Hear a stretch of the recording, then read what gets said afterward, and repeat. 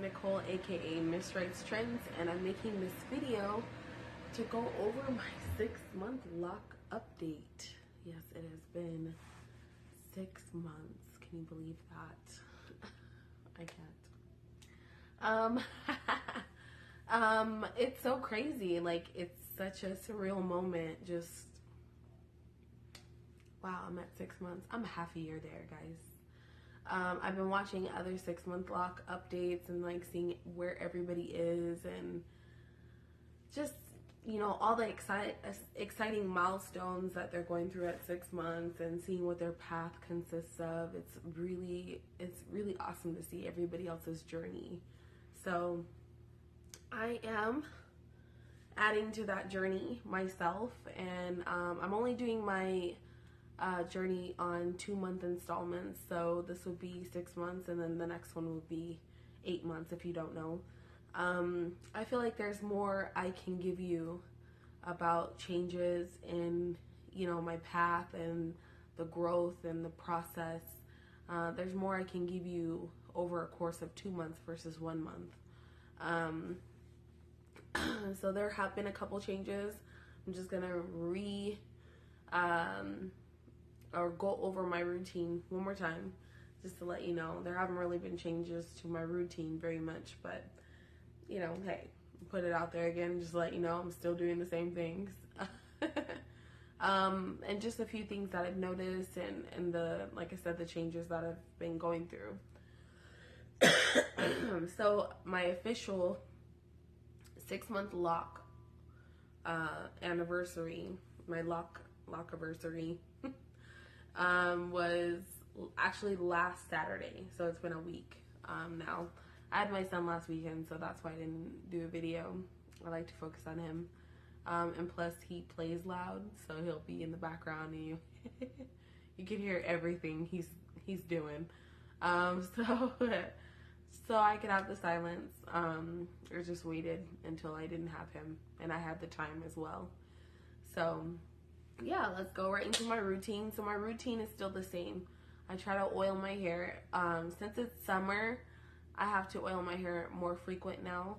So usually I do it every 1 to 2 weeks. Now I'm doing it probably every 5 days to maybe a week and a half at the very most.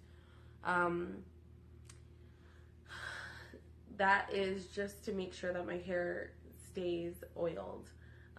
Because once my hair gets dry, and if it's dry for too long, then it gets brittle and it starts breaking, and then I'm not getting that nourishment as well. I am making sure that I'm still drinking water. Obviously, I have to drink more water in the summer because you don't want to get dehydrated, so that's very important to me. I got that down. And one thing I have changed about my routine is I have taken out hair wrapping. I'm so done with hair wrapping. And if you didn't catch my last video, please watch that. I had to make a whole video as to why I didn't hair wrap. It's a wrap on hair wrapping, y'all. So the items I use, I do use castor oil. It's Jamaican black castor oil is the one I use.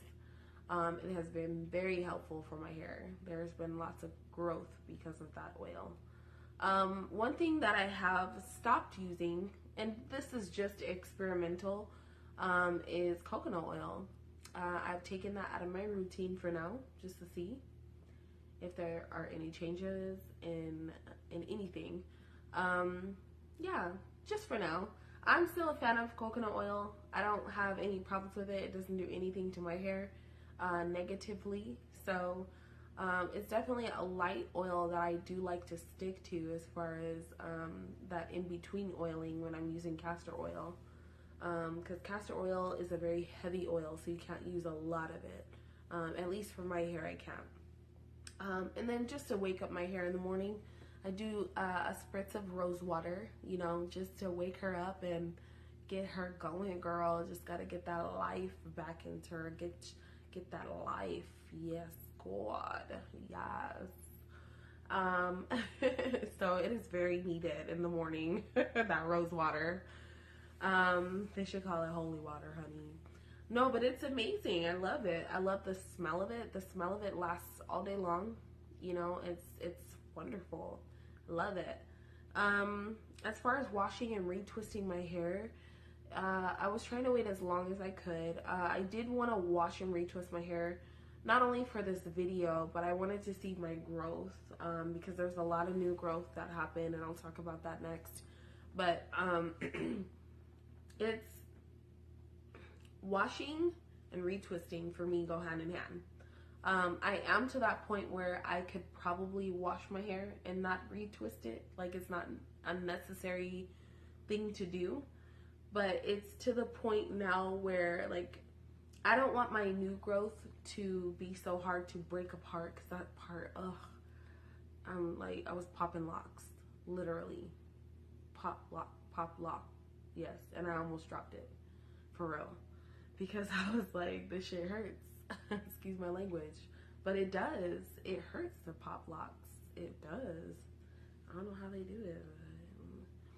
I'm just kidding. I was like the robot. That was not. Anyways. So yeah, it was. Yeah. I don't want that. So I try to give it time to grow. However, I don't want to give it too much time. Excuse me. So yeah. But yes, I did wash and retwist my hair about 2 or 3 days ago. I did. As far as the changes go, there's been changes obviously to my length and the thickness of my hair, which I'm very, very happy about. Like, it's super thick now. Whereas before, like when I first started, there was some, like, it was thin. It was thin hair. Trying to bring it to life. But yes, the castor oil has done wonders so far. Obviously drinking water helps. It definitely has helped me. I have cut out soda as much as I can. Every now and again I'll go to a restaurant where they won't have anything to drink. And, you know, sometimes you want that flavor, you know, a flavored drink. So every now and again I'll get soda, or I'll get sweetened iced tea or something like that, but nothing crazy. I don't really do dark soda too much. I try to stick to Sierra Mist, even though there's all that sugar in it, but nonetheless, most of the time I'm drinking water. So yeah, that's what it boils down to. I have noticed a huge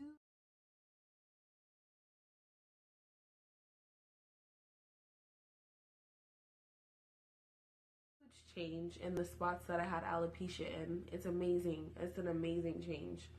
When I took pictures of it the first time, it was completely bald and shiny. Now when I take pictures of it, I can actually see hair follicles coming out of my skin. So that tells me that there's huge growth. The spot now is smaller. It's a smaller circumference, if that's the right word. Yeah, I think so. It's a smaller area. There we go. It's definitely a smaller area, and that's something that I'm very proud of. So that, like, all of that just tells me there's a huge progress, and there's much more to look forward to. I have locks there.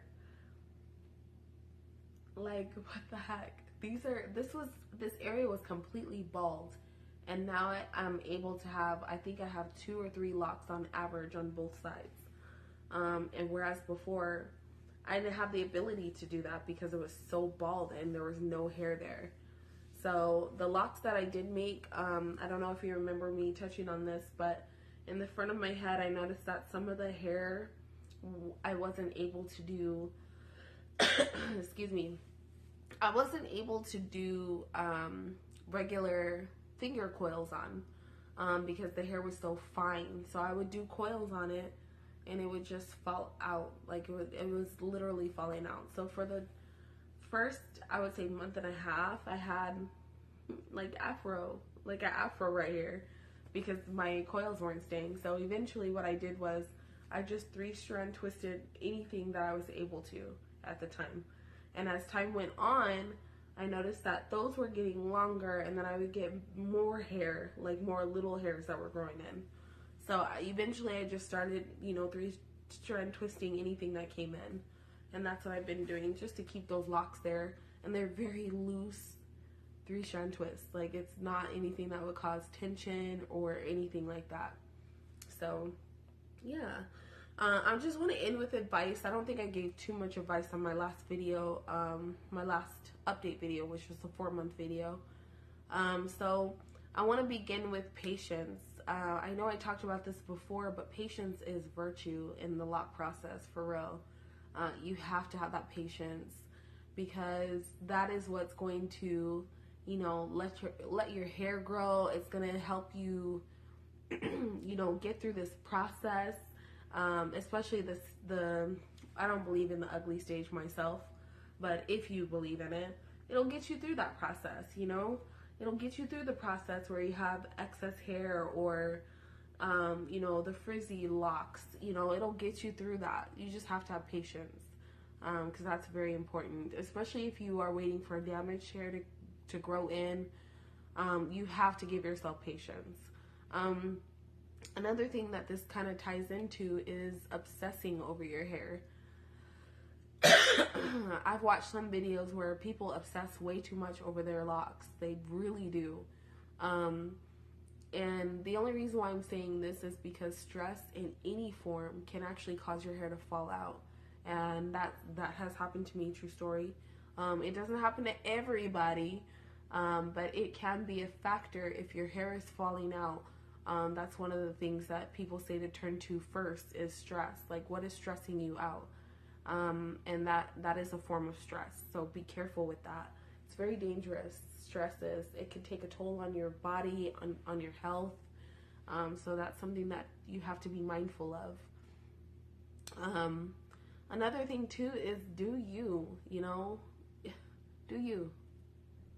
If you want to rub elephant dung all over your scalp and say it helps your hair grow, boo, do you. Seriously.